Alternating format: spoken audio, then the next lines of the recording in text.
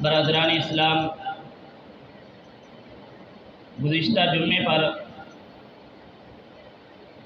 آقا دو جہاں سرور کونین ساقی کوثر صلی اللہ علیہ وآلہ وسلم کا سفر ہجرت بیان ہوا۔ آج کے جمعۃ المبارک میں جس کا عنوان ہے میثاق انبیاء علیہم الصلاۃ والسلام، کہ جس وقت کائنات بنی نہیں تھی، کائنات کا نظام وجود میں نہیں آیا تھا، اس وقت رب ذوالجلال کی ذات نے انسانوں سے دو وعدے لیے۔ اللہ تبارک و تعالیٰ کی ذات نے ایک وعدہ تمام ارواح کو، تمام روحوں کو، جس میں مسلمان، کافر، ہم سب شامل تھے، ان سب کو جمع کیا، اور جمع کرنے کے بعد اللہ تبارک و تعالیٰ کی ذات نے ہم سے ایک وعدہ لیا، ایک عہد لیا۔ پوچھا الست بربکم، کیا میں تمہارا رب ہوں یا نہیں؟ سوال پوچھا تو ہم نے کہا کہ نعم، بے شک آپ ہی تو ہمارے رب ہیں۔ ایک دوسرا وعدہ جو اللہ تبارک و تعالیٰ کی ذات نے تمام مقدس ارواح سے، روحوں سے لیا، وہ بڑی اعلیٰ اور اللہ تبارک و تعالیٰ کے ہاں بڑی مقرب روحیں تھی۔ ان روحوں کو کہا جاتا ہے کہ وہ انبیاء علیہم الصلاۃ والسلام کی ارواح تھی۔ اللہ تبارک و تعالیٰ نے ان سے بھی وعدہ لیا۔ وہ کیا تھا؟ قرآن کہتا ہے وَإِذْ أَخَذَ اللَّهُ مِيثَاقَ النَّبِيِّينَ لَمَا آتَيْتُكُم مِّن كِتَابٍ وَحِكْمَةٍ، کہ اللہ تبارک و تعالیٰ کی ذات نے انبیاء علیہم الصلاۃ والسلام کی ارواح سے ایک وعدہ لیا کہ تم جس وقت کائنات کے اندر تبلیغ کر رہی ہو، تمہاری نبوت کا زمانہ ہو، تمہارے پاس میں اللہ تبارک و تعالیٰ ایک رسول کو بھیجوں جو تمہاری نبوت کی بھی تصدیق کرے اور تمہارے پاس جو کتاب ہے اس کی بھی تصدیق کرے، تو تم کیا اس کی بات کو مانو گے؟ انہوں نے کہا کیوں نہیں مانیں گے؟ اللہ تبارک و تعالیٰ کی ذات نے فرمایا اب میں جب تمہیں بھیجوں گا تم نے دو کام کرنے ہیں۔ پہلا کام اللہ تبارک و تعالیٰ کی ذات کے احکامات کو لوگوں کو بتانا ہے۔ دوسرا کام یہ ہے کہ آپ نے اس نبی کے بارے میں، اس نبی کی دعوت، اس نبی کے ختم نبوت، اس نبی کی آمد کا سلسلہ، اس نبی کا چرچا اپنی قوم والوں کو بھی بتانا ہے۔ مقصود وہ حضور اکرم صلی اللہ علیہ وآلہ وسلم کو کی ختم نبوت اور آقا علیہ الصلوۃ والسلام کا ذکر کروانا تھا۔ اس لیے اللہ تبارک و تعالیٰ کی ذات نے 1.25 لاکھ انبیاء علیہم الصلوۃ والسلام کو دنیا میں بھیجا۔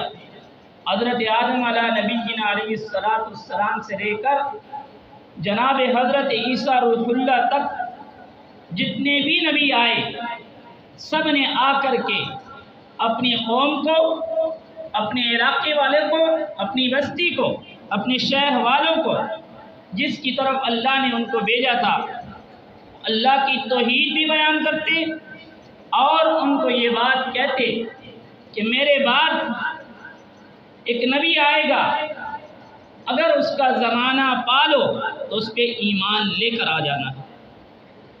اور یہاں پر جس وقت اللہ تبارک و تعالیٰ کی ذات نے انبیاء علیہ الصلوۃ والسلام کی ارواح سے یہ عہد لیا، یہ میثاق لیا، تو وہاں پر اللہ تبارک و تعالیٰ نے فرمایا کہ اگر وہ نبی تمہارے زمانے میں ہی آ جائے تو تمہاری نبوت ختم، اب تم نے اس نبی کی نبوت کی تصدیق کرنی ہے۔ جو بھی نبی آتے وہ آ کر کے اللہ کے دین کی دعوت دیتے اور جاتے ہوئے اپنے بعد حضور اکرم صلی اللہ علیہ وآلہ وسلم کی آمد اور ختم نبوت کا تذکرہ کرتے کہ جس نے آنا ہے، جس کے لیے یہ کائنات بنائی گئی ہے، وہ ابھی تک آیا نہیں ہے، اگر آپ اس کا زمانہ پالو تو ان پہ ایمان لے کر آ جانا ہے۔ تو حضور اکرم صلی اللہ علیہ وآلہ وسلم کی ختم نبوت کی تصدیق سب کے سب انبیاء علیہ السلام نے کی۔ فرمایا کہ وہ آخری رسول ہوں گے، اس کے بعد نبوت کا جو دروازہ ہے وہ بند ہو جائے گا۔ اللہ تبارک و تعالیٰ نے حضرت آدم علیہ نبی علیہ السلام کو پہلے بھیجا، مقصود حضور علیہ السلام تھے کہ جاؤ زمین میں ہل چلاؤ۔ اللہ تبارک و تعالیٰ نے نوح علیہ السلام کو بھیجا، مقصود حضور علیہ السلام تھے۔ حضرت ابراہیم کو بھیجا، مقصود حضور علیہ السلام تھے۔ اسی طریقے پر موسیٰ علیہ السلام کو بھیجا، مقصود حضور علیہ السلام تھے۔ آخر میں حضور علیہ السلام سے پہلے حضرت عیسیٰ روح اللہ دنیا میں تشریف لائے تو انہوں نے اپنی قوم کو یہ جو بات، اس کی تصدیق کیا ہے کہ جو بھی آتا وہ اپنے بعد اپنی قوم کو حضور علیہ السلام کے بارے میں بتاتا۔ قرآن کہتا ہے حضرت عیسیٰ علیہ السلام نے اپنے حواریوں سے کہا تھا من بعد اسمہ احمد ومبشرا برسول یأتی من بعد اسمہ احمد، اے میری قوم والو میں تمہیں خوشخبری دے رہا ہوں کہ میرے بعد ایک نبی آئے گا جس کا نام احمد ہوگا، اس کی آپ نے پیروی کرنی ہے، تصدیق کرنی ہے۔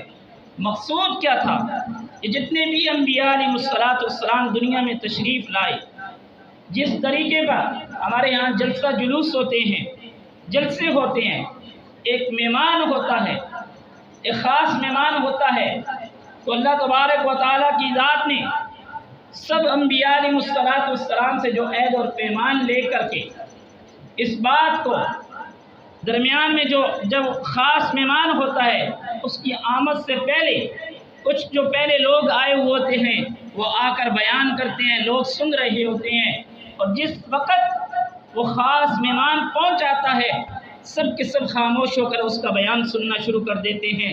یہی مثال آقا علیہ السلام کی تھی کہ اس کائنات کے لیے جس کے لیے بنائی گئی، یہ جتنے بھی انبیاء علیہ السلام دنیا میں تشریف لائے، ان سب سے اللہ تبارک و تعالیٰ نے اپنے نبی کا، جس کے لیے اللہ نے اس کائنات کے وجود کو بنایا، ان کی تصدیق کروانے کے لیے اللہ تبارک و تعالیٰ نے انبیاء علیہ السلام کو بھیجا، اور آقا علیہ السلام پھر کائنات میں تشریف لائے۔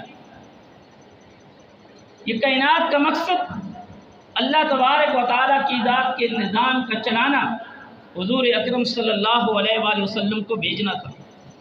جس طریقے پر ہمارے ذہن میں ایک بات آتی ہے کہ اتنے پہلے انبیاء علیہ السلام آئے، آخر میں حضور اکرم صلی اللہ علیہ وآلہ وسلم تشریف لائے۔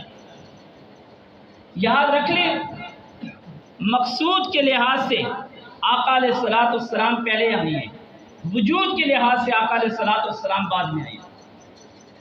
جو چیز مقصد ہوتی ہے وہ پہلے ہوتی ہے، وجود بعد میں آتا ہے۔ ایک آدمی کو گھی کھانے کی ضرورت ہو، مقصود تو اس کا گھی ہے، لیکن اس کے وجود کے لیے اس کو جا کر بھینس خریدنا پڑے گی، بھینس خریدنے کے لیے اس کو چارہ اس کے آگے ڈالنا پڑے گا، چارہ ڈالنے کے بعد اس کا دودھ دونا پڑے گا، دودھ دونے کے بعد اس کا گھی نکالنا پڑے گا، مکھن بنانا پڑے گا، لسی بنانی پڑے گی، پھر اس کے بعد اس مکھن سے کیا کرنا پڑے گا، اس کو گرم کر کے گھی نکالے گا، اور گھی نکالنا اس کا مقصد تھا۔ یہی مقصد اللہ تبارک و تعالیٰ کی ذات کا انبیاء علیہ السلام کو بھیجنے کا تھا۔ اصل مقصد جو انسان کا گھی کھانے کا ہے، اس کے لیے ساری چیزیں اس کو پہلے حل کرنا پڑتی ہیں، اس لیے اللہ تبارک و تعالیٰ نے جس نبی کو بھیجنا تھا اس سے پہلے انبیاء علیہ السلام کو بھیجا کہ آپ نے جا کر کے بھی اپنی قوم، اپنے علاقے، اپنی بستی، اپنے شہر میں اس نبی کے بارے میں بتانا ہے۔ جب وہ آ جائے گا تو پھر سب کو پتہ چل جائے گا کہ اس نبی کی نبوت کے بارے میں تو 1.25 لاکھ انبیاء علیہ السلام بھی بیان کرتے ہوئے چلے گئے۔ اور اللہ کے نبی کا مقام اس سے اندازہ لگائیں کہ اللہ کے نبی نے، اللہ تبارک و تعالیٰ کی ذات فرما رہے ہیں اگر تمہارے زمانے کے اندر وہ نبی آ جائے، اگر تمہارے زمانے میں وہ نبی آ جائے، تمہاری نبوت ختم ہو جائے گی، تم نے اس اپنی نبوت کو چھوڑ کے اس نبی کی تصدیق بھی کرنی ہے، وَلَتَنْصُرُنَّ، اور اس کی مدد بھی ساتھ کرنی ہے۔ یہ آقا علیہ السلام کا مقام ہے، اور آپ علیہ السلام خود فرماتے ہیں کتنا بڑا مقام کہ میرا جو نسب ہے عبداللہ سے لے کر کے حضرت آدم علیہ نبینا علیہ السلام تک، چاہے وہ میری والدہ آمنہ کی طرف سے ہو یا میرے والد عبداللہ کی طرف سے ہو، دونوں نسبوں میں کوئی بھی ایسا گناہ سرزد نہیں ہے۔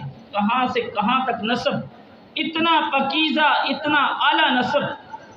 کوئی آدمی یہ بات کہہ سکتا ہے کہ میرے باپ کے نکاح کے، میری ماں کے نکاح کے گواہ موجود ہے، لیکن کوئی یہ بات نہیں کہہ سکتا، ہو سکتا ہے ماں نے کی غلطی کر دی ہو۔ اتنا اعلیٰ نسب حضور علیہ السلام کا تھا۔ آقا فرماتے ہیں پورے نسب کے اندر کہیں بھی گناہ کی سرزنش بھی نہیں۔ اتنا اعلیٰ اللہ تبارک و تعالیٰ کی ذات نے یہ نسب پیدا کیا۔ اور عبداللہ کا معنی ہے اللہ کا بندہ۔ جب آقا علیہ السلام دنیا میں تشریف نہیں لائے تھے، کسی کا نام عبد شمس تھا، کسی کا نام عبد مناف تھا، کسی کا نام لات اور منات اور عزا کے نام کے اوپر تھا، کسی کا نام کس کے اوپر تھا، یہ نام بھی عبداللہ رکھا۔ کہا کہ یہ بندہ جو آئے گا، یہ جس کا بیٹا ہوگا، اس کا نام عبداللہ ہے، کہ پتہ چلے کہ جو آخری نبی آنے والا ہے وہ اللہ کے بندے کا بیٹا ہوگا۔ اور آقا علیہ السلام کی والدہ کا نام آمنہ تھا۔ آمنہ کا مطلب ہے امن والا، کہ جو دنیا کے اندر آ کے امن و امان قائم کرے گا۔ میں نے کہ جمعہ پہلے کسی جمعے میں آقا علیہ السلام کی آمد سے پہلے واقعات بیان کیے کہ عرب کی حالت کیا تھی، ان کے اندر کس قسم کا رواج تھا، وہ کس مقام کے آدمی تھے، وہ کس طرح کے لوگ تھے۔ اس لیے ماں کا نام بھی اعلیٰ، باپ کا نام بھی اعلیٰ۔ کیوں نہ اعلیٰ ہوتا کہ اللہ نے سب سے اعلیٰ نبی کو بھیجنا، یہ وہ وجہ تھی۔ آپ علیہ السلام مکہ المکرمہ میں تقریباً 53 سال رہے، اور 10 سال آپ نے مدینہ طیبہ میں گزارے اپنی زندگی کے۔ آپ کے والد مکہ المکرمہ کے رہنے والے، اور آپ کا ننیحال وہ مدینہ طیبہ کا رہنے والا، دونوں طرف سے اعلیٰ خاندان موجود ہے۔ اور آج تک آپ کے والدین اور جو آپ پہ ایمان لانے والے صحابہ اکرام جو آپ کے یار تھے، وہ مدینہ طیبہ میں آرام فرما رہے ہیں۔ ایک بات کہ آپ علیہ السلام مدینہ طیبہ میں آرام کیوں فرما رہے ہیں؟ کیونکہ والدہ وہاں کی تھی، مدینہ طیبہ کی۔ تو کس وجہ سے؟ مکہ میں تو آپ کی پیدائش ہے، لیکن آپ آرام مدینہ طیبہ میں فرما رہے ہیں۔ علماء نے بڑی وضاحت کے ساتھ لکھا ہے اور حدیث سے کوٹ کیا ہے۔ ایک صحابی آئے، فرمایا اللہ کے رسول، والدین میں سے کس کا مقام زیادہ ہے؟ کس کا مقام زیادہ ہے؟ اللہ کے نبی نے فرمایا والدہ، ماں کا مقام زیادہ ہے۔ دوسری مرتبہ پھر پوچھا کس کا مقام زیادہ ہے؟ فرمایا والدہ کا مقام زیادہ ہے۔ تیسری مرتبہ صحابی نے پھر حضور سے پوچھا حضور کس کا مقام زیادہ ہے والدین میں سے؟ فرمایا والدہ کا۔ چوتھی جگہ پھر اس صحابی نے پوچھا، فرمایا چوتھے مقام پہ اللہ کے نبی نے فرمایا کہ باپ کا مقام ہے۔ علماء نے لکھا ہے کہ یہ کس وجہ سے ماں کا مقام اتنا زیادہ ہے کہ 3 سوالوں میں اللہ کے نبی نے فرمایا ماں کا مقام زیادہ ہے، چوتھے نمبر پہ باپ کا۔ فرمایا 3 وجہ ایسی ہیں کہ جس کی وجہ سے ماں کا مقام زیادہ ہے۔ اتنا زیادہ اللہ کے نبی نے فرمایا کہ 3 چیزیں ایسی ہیں جو مرد کے اندر نہیں ہے عورت کے اندر ہوتی ہیں۔ فرمایا پہلی شرط یہ ہے کہ ماں 9 ماہ تک پیٹ کے اندر بچے کو اٹھاتی ہے، یہ کام مرد کا نہیں ہے۔ اور فرمایا کہ جس وقت اس کی دوسرا جب اس کی ولادت ہوتی ہے، جو اس کی تکالیف ہوتی ہے، وہ ماں سہتی ہے، باپ نہیں سہ سکتا، وہ ماں عورت سہتی ہے۔ اور تیسرا 2 سال تک مسلسل ماں اپنے بچے کو دودھ پلاتی ہے۔ یا آقا علیہ الصلوۃ والسلام کی کبھی والدہ کا تذکرہ آیا کہ آقا کی اپنی والدہ کے ساتھ محبت کیسی تھی؟ آج ہماری ماں و باپ کے ساتھ محبت کس عالم میں ہے؟ ماں تڑپ رہی ہوتی ہے کہ شاید میرا لخت جگر آئے میں اس کو دیکھوں، ہمارے ہاتھ میں موبائل پکڑے ہوئے ماں باپ تڑپ رہے ہوتے ہیں، شاید میرا یہ لخت جگر آئے میں اس کو دیکھ لوں۔ کئی ایسے واقعات سامنے آئے، کہا 2 سال ہو گئے ہیں، 1 سال ہو گیا ماں باپ سے بات ہی نہیں کی۔ جناب نبی کریم صلی اللہ علیہ وآلہ وسلم کے پاس ایک شخص آیا، فرمایا اللہ کے رسول میں اپنی ماں کا حق ادا کرنا چاہتا ہوں۔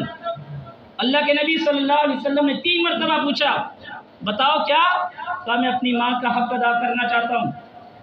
آپ علیہ الصلوۃ والسلام نے فرمایا سن لو، تو اپنی ماں کا حق تو بڑی دور کی بات، عرب کی گرمی ہو تو اپنے ماں باپ کو اپنے کندھوں پہ اٹھا کر سارا دن بیت اللہ کا طواف کرتا رہے، سارا دن بیت اللہ کا طواف کرتا رہے، تیری ولادت کے وقت، تیری پیدائش کے وقت جو تکلیف تیری ماں کو ہوئی تھی، جو اس نے 1 مرتبہ درد کی وجہ سے آہ کی تھی، تو اس کا بھی حق ادا نہیں کر سکتا ہے۔ آج ہمارے والدین کے ساتھ ہمارا رویہ کیا ہے؟ آج ہم دیکھیں ہم اپنے والدین کے ساتھ، ہمارے والدین کا مقام اللہ کے نبی نے کہاں تک بلند کیا تھا، کیا بیان کیا تھا؟ اور آقا علیہ الصلوۃ والسلام نے ماں کی اتنی شان بیان کی۔ میرے محترم دوستو، یہ آپ علیہ الصلوۃ والسلام جو آج مدینہ طیبہ میں آرام فرما رہے ہیں، یہ ہمارے لیے ایک میسج بھی ہے۔ رہنے والے مکہ کے تھے، مدینہ کا اور ماں کا مقام جو وہاں پر موجود تھی، وہ بھی آج حضور اکرم صلی اللہ علیہ وآلہ وسلم کے ساتھ وہیں پہ مدینہ میں آرام فرما رہے ہیں۔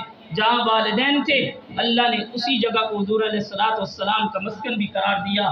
میرے محترم دوستو، یہی وہ دن ہے، یہی وہ تاریخ ہے۔ یہ جمعے کے خطبات، یہ جمعے کے بیانات اس لیے نہیں ہوتے کہ یہ سن لیا دل میں آ گیا، اللہ سے عمل کی بھی توفیق مانگنی ہے۔ اپنے والدین کے ساتھ، حضور علیہ الصلوۃ والسلام کے ساتھ، اپنے اللہ تبارک و تعالیٰ کے ساتھ حقیقی محبت اور عمل کے ساتھ کرنی ہے، صرف زبان کے ساتھ نہیں کہ ہماری محبت 12 ربیع الاول کو، صرف ربیع الاول کی 12 تاریخ کو حضور کے ساتھ ہوگی۔